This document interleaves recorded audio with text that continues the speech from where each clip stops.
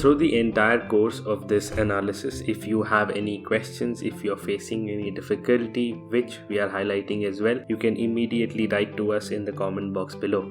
With that, let us take this analysis further from question number 76. I am sure आपको ज़रूर पता होगा that waging war against India and dacoity are offences out of the given options which are also punishable at the stage of preparation, and therefore D was the correct answer. Now in questions such as these, you must, before reading the options, try and converge on the answer and just tick them. If you find them in the list of the options, go for it. Reading the options and going back to the question would only confuse you. In fact, if you read option A, you have landed a confusion. Examiner has put it in this way to confuse you. I am sure you knew all about preparation and attempt. However, the difference between both are still here as a revision on offer. Now at EdZob, we love throwing did you knows around. It makes things interesting. So did you know that dacoity in fact is punishable at the stages of intention, preparation, attempt, and yes, at the stage of offense. Going further ahead to question number 77. Now do not let anyone tell you that the given factual circumstance constitutes any offense. So D was the correct answer over here. Now voyeurism would concern itself with watching, capturing or disseminating images of a woman who is engaging in a private act. You may not exactly know 354A, B and C, but the good thing about preparation for this exam or exams such as these at EdZob is that we promote going at it from several angles. You may not have studied these sections specifically, but while taking the amendments into account, you could have easily covered this and marked the correct answer. We cherish our multifaceted approach. It keeps the boredom away. Now question number 78 is nothing but an example of why patience is key. Such questions would waste a lot of your time if you go through it again and again. Now theft is robbery, of course, where the offender causes or attempts to cause death, hurt or wrongful restraint, or maybe puts the person to fear of such things. Likewise, option B and C are also true, and therefore D was the correct answer over here. Now simply put, robbery is an aggravated form of theft or extortion. As you can see, we have the added ingredients of actual or fear of death, hurt or wrongful restraint for that matter. I am sure that you were able to relate back option D to section 410. We would in this instance mark this one as an easy level of difficulty because you had the address and just had to verify which section did this relate to. Now the vice versa situation would be a bit difficult. So in question number 79, we have A being beaten by B and getting his shoulder dislocated. A is definitely liable for grievous hurt. We had to mark option B. Now let us proceed with the other examples as well. So section 320 IPC would tell us the following injuries, including, as you can see, fracture or dislocation of a bone or tooth, which is why our answer was B. A fray would be fighting in public by two or more persons. Now while causing bodily pain, disease or injury would constitute hurt simpliciter, this over here is assault for you. Traversing quickly to question number 80. So A is finding a ring belonging to B on a table which B occupies, so possession is with B, but there is an added fact that he in good faith believes that it belongs to him, so D had to be marked over here. There is no way this would constitute any of these given offenses. And now theft under section 378 would include dishonest taking of movable property without consent of the party. Likewise, dishonest misappropriation would be misappropriation with a dishonest intention. For misappropriation or conversion to one's own use, as you can see, we have laid it down for you. Criminal breach of trust, however, would involve entrustment, which then undergoes dishonest conversion or misappropriation. As you can see here, the agent, by investing the principal's money in another venture in the manner which was not advised, has not committed any of these offences. D was the correct option over here. Now, had this been a case of contracts, on the contrary, or for that matter from law of agency, we may have had a different story. Just food for thought. I guess this depiction where a note is pledged would explain misappropriation for you. Now, while developing different ways to help you learn, we have come up with another series where we endeavor to explain legal sections in a minute. Yes, in a minute. Click this link to check us out. Now, every question comes with an idea, that reading between the lines. Once you have cracked that, you have cracked the question. Here, the accused got hold of a girl, grabbed her by force by the side of the bushes, threw her down on the ground, removed her undergarments, got over her and attempted to penetrate. But before he could succeed, the girl started bleeding. All this effort to test if you know the test of penetration. The correct answer was C over here.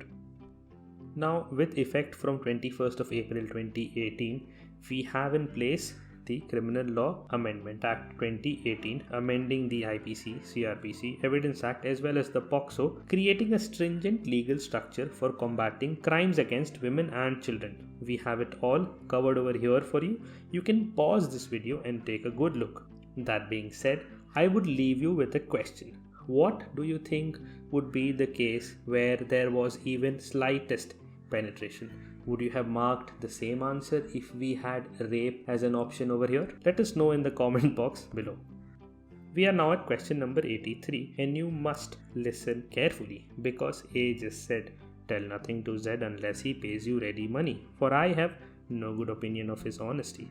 Here A is clearly not liable for defamation. You had to mark option D. Since we are putting questions, would you say that there was a harm to his reputation, lowering of moral or intellectual character or credit, or Z was in any manner put in a loathsome or disgraceful state? While we are at it, let us also consider the exceptions. Yes, also the exception of imputation for protection of interest. Now, whether this case over here, this question over here was covered by this exception or not, I leave you to it. I think this illustration would set you good.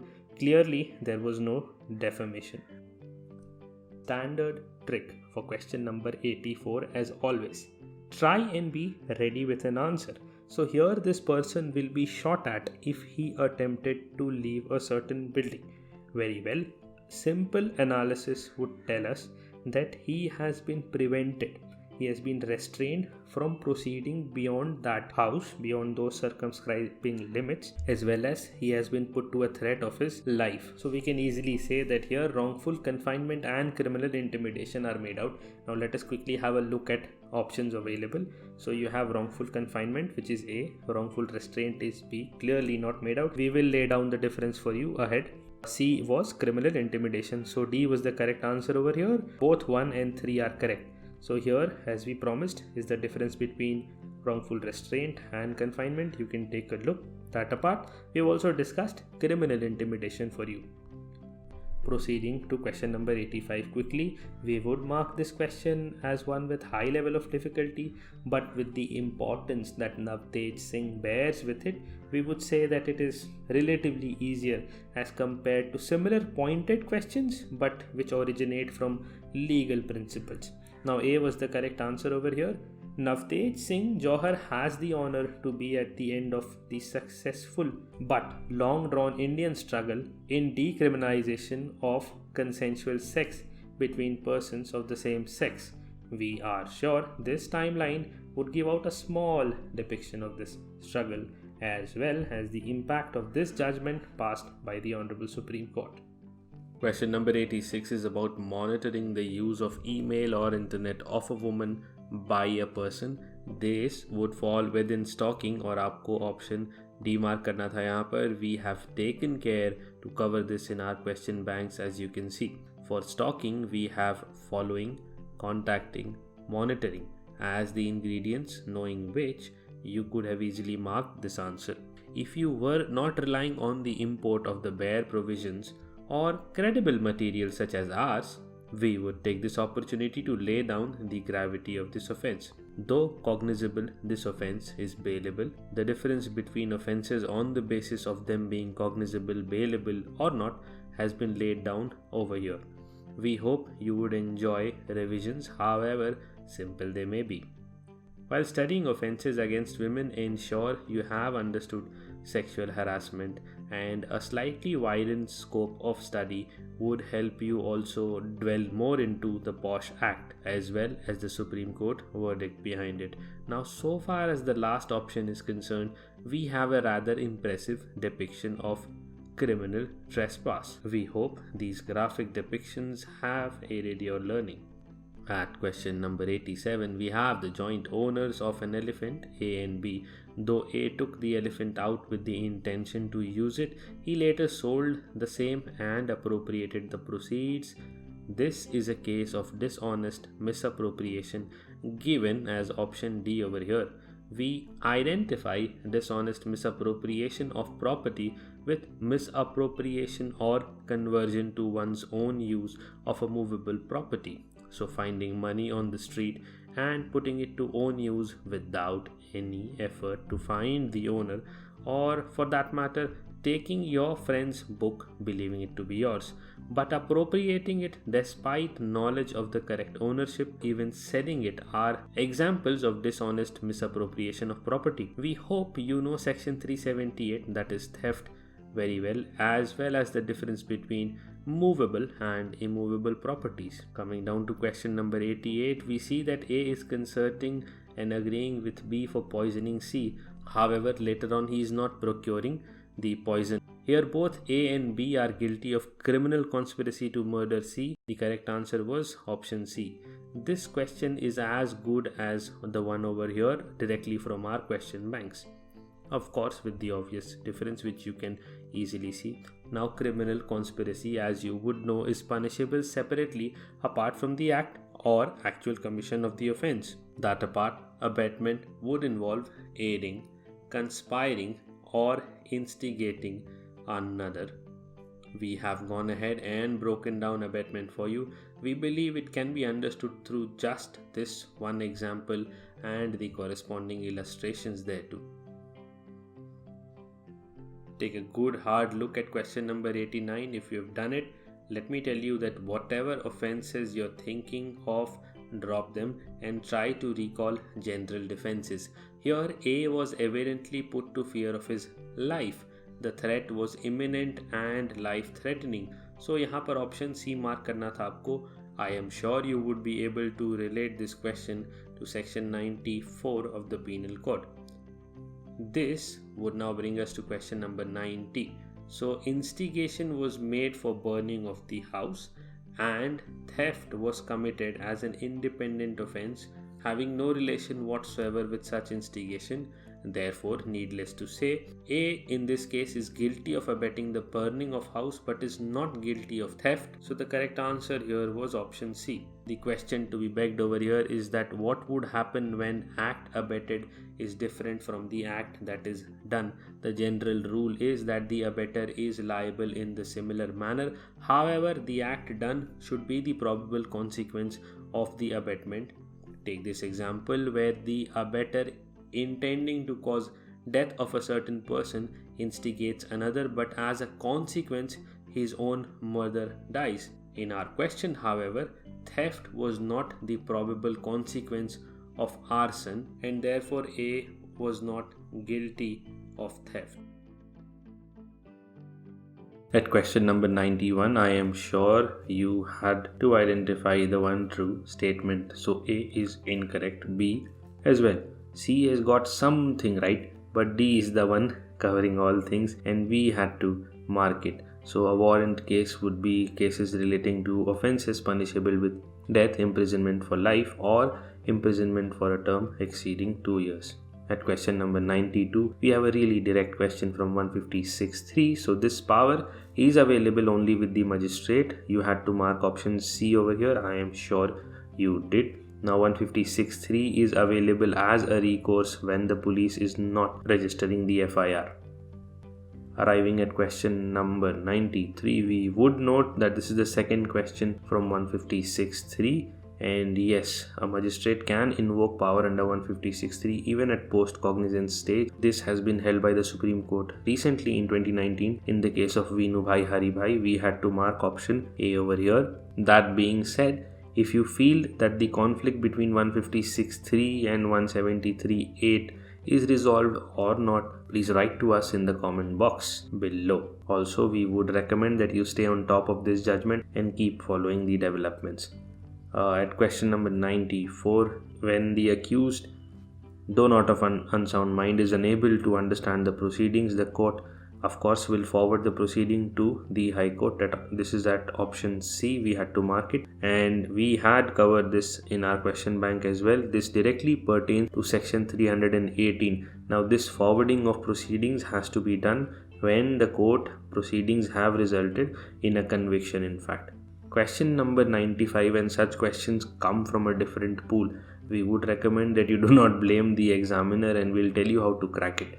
So the answer here was Hardeep Singh versus State of Punjab. You had to mark option A. We understand that this question is here because the Supreme Court very recently in 2021 January has discussed this particular case while discussing the power under 319 in a case where the court below had exercised it on the basis of subsequent events. So staying on top of your legal updates is important, which we at Adsorb also believe is quintessential. We are now at question number 96. Please note that A commits robbery on B as well as voluntarily causes hurt to him. Question is, can separate charges under section 323, 392 and 394 be maintained against him? Most certainly, we had to go with option A. Yes, they can be maintained. Notably, we had this covered in our question banks as well. Now this stems from section 218 of the CRPC, which provides for separate charges and trials for distinct offences. At question number 97, please note that a previous conviction would render offences otherwise compoundable as non-compoundable. Compounding of offences is provided under section 320 CRPC with the concerned exception at subsection 7. Repeat offenders who are liable for enhanced or different punishment may not be able to benefit from section 320. At question number 98, we must note that plea bargaining was added by the Criminal Law Amendment Act 2005, and you had to mark option A. We were sure to cover this in our question banks. Again, a reminder over here, it is vital to study amendments while studying a legislation. By this method, such questions can be nailed easily. Well, question number 99 goes to an executive magistrate at option B, who may decide any dispute relating to possession of immovable property. This was another direct hit from our question bank. Now do not be confused, there is no question of title involved over here. The executive magistrate is only to decide upon the actual possession of an immovable property under section 145. At question number 100, we see that a complaint is dismissed holding that identity of accused is not disclosed in the complaint. I am positive that you found this relatively easy and could straight away converge at answer C, that this is incorrect, as it is not mandatory to describe the identity of accused in a complaint. None of the options even otherwise look confusing. A quick recap, section 2D will tell you that complaint may be made with a view to taking action against some person, whether known or unknown. That apart, complaint may however be dismissed for want of sufficient ground for proceeding.